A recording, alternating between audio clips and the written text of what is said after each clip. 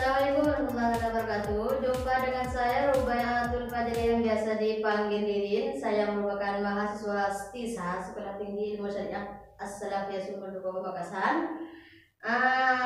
Dan ada di samping saya ini Mbak Raudatul Jannah, yang mana Mbak Raudatul Jannah ini merupakan kakak tingkat saya, yang mana Mbak Jana ini pernah menjadi perwakilan volunteer di STEK 2020 ya Mbak Jana, di Bandung gitu. Wow banget ya. Nah, langsung saja untuk membersihkan waktu. Di sini saya langsung menanyakan, kenapa Mbak Jana bisa memilih STISA gitu? Terima kasih kepada Mbak Ririn. Terlebih dahulu saya ingin memperkenalkan diri. Nama saya Raudatul Jannah dan saya sudah semester 8 di kampus TISA dengan prodi Hukum Ekonomi Syariah. Alasan saya memilih kampus TISA di sini yang pertama, karena di sini untuk ekonomi menengah ke bawah itu biaya kuliah di sini itu sangat terjangkau dengan fasilitas yang lumayan lengkap, dan terutama kampus di sini sudah akreditasi. Kemudian yang kedua, alasan saya memilih berkuliah di sini karena memang saya tertarik dengan prodinya, terutama prodi hukum, karena setahu saya di wilayah Pamekasan itu masih sedikit yang membuka prodi khususnya tentang prodi hukum, apalagi prodi hukum ekonomi syariah dan hukum keluarga Islam. Kemudian yang ketiga, alasan saya memilih kuliah di sini itu karena memang dekat dengan rumah saya. Jadi untuk biaya pulang pergi itu lumayan lah untuk hemat. Itu saja alasan saya kenapa berkuliah di kampus TISA. Terima kasih. Nah, kan Mbak Jana ini sudah semester 8 ya? Iya. Sudah lama menempuh jenjang kuliah. Nah, yang saya tanyakan selanjutnya itu apa yang Anda dapatkan selama kuliah 3,5 tahun begitu kan ya kan, kira-kira kurang lebih begitu. Terima kasih. Yang saya dapatkan selama kuliah di STISA, yang pertama ya saya mendapatkan teman. Kemudian yang kedua, saya juga sebagai mahasiswa mendapatkan berbagai pengetahuan ilmu dari beberapa dosen yang belum saya pelajari pada saat waktu sekolah SLTA, karena basicnya saya itu jurusan IPA. Jurusan IPA bisa hukum ya Pak? Iya, alhamdulillah. Untuk selanjutnya, yang saya dapatkan dari kampus di sini, saya dengan atas nama kampus di sini itu tidak membatasi saya untuk berprestasi di kampus lain, karena memang saya itu meskipun atas nama kampus, sering menggunakan atas nama kampus untuk mengikuti beberapa kompetensi di kampus lain, tapi saya itu menggunakan uang pribadi. Ya ada yang memang sebagian menggunakan uang kampus, tapi kebanyakan itu menggunakan uang pribadi, dan alhamdulillah ya rata-rata sih belum ada yang lolos. Paling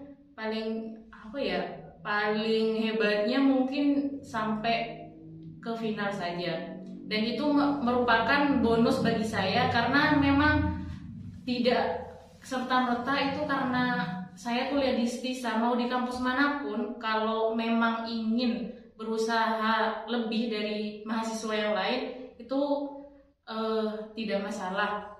Jadi mau kampus mendukung atau tidak, yang penting kita usaha, insya Allah itu ada jalannya.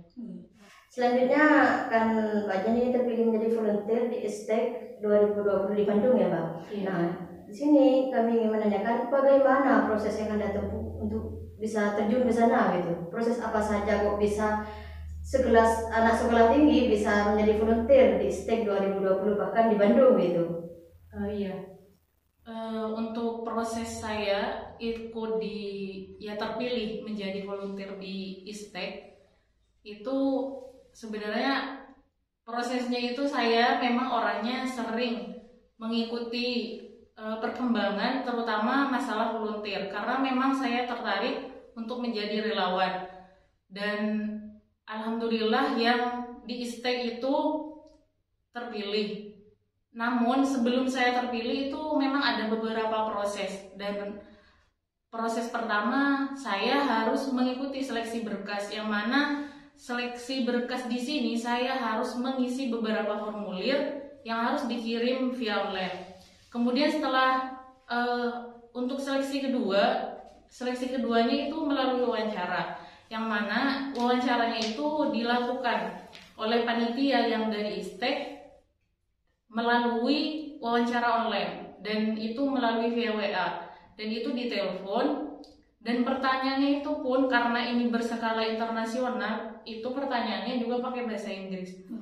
Dan ya sebenarnya pertanyaan itu gampang, cuman memperkenalkan diri. Yang kedua, jika kamu terpilih itu apa kontribusi kamu. Ya, yang ketiga itu alasan saya mengikuti ISTEK itu kenapa.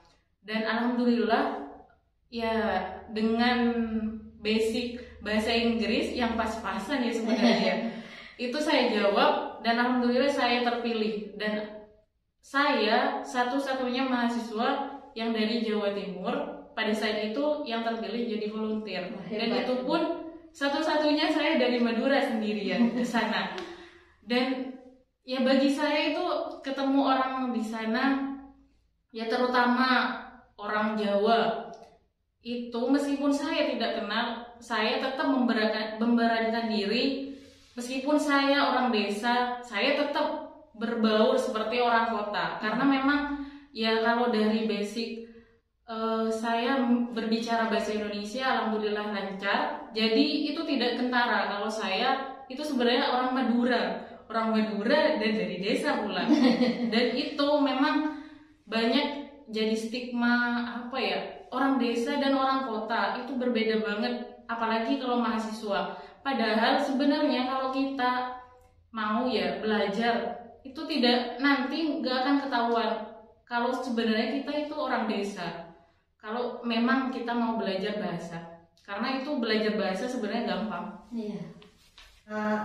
Selain dari kompetisi ISTEK itu, mungkin Mbak Jan pernah mengikuti kompetisi lain itu ada nggak? Oh iya ada. Apa saja? Selain kompetisi itu sebenarnya dari 2019 saya tertarik dengan dunia literasi, terutama dunia kepenulisan.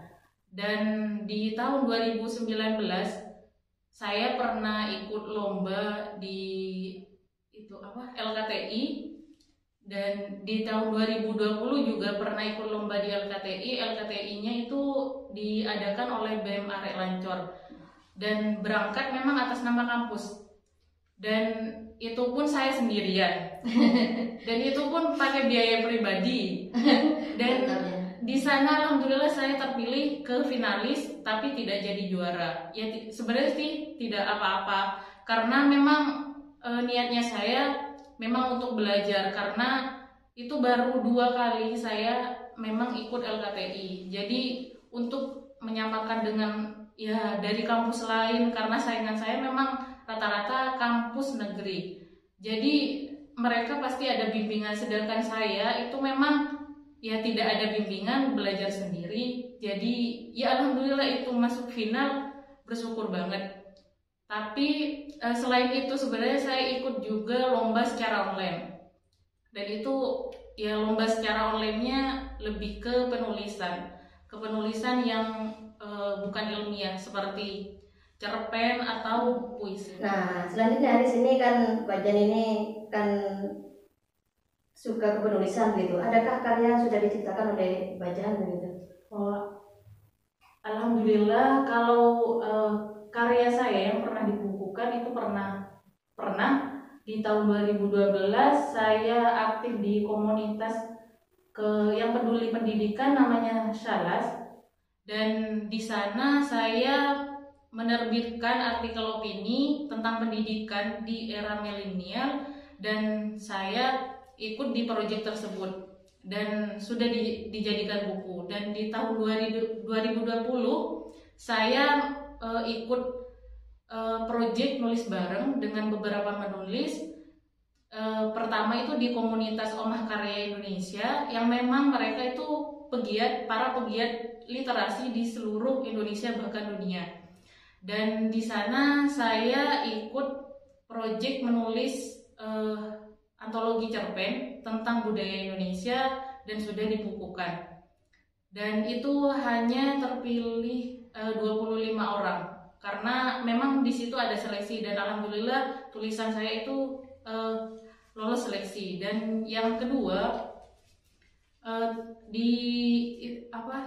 ikut ini di non-fiksi, dan itu tentang penulisan pengalaman hidup.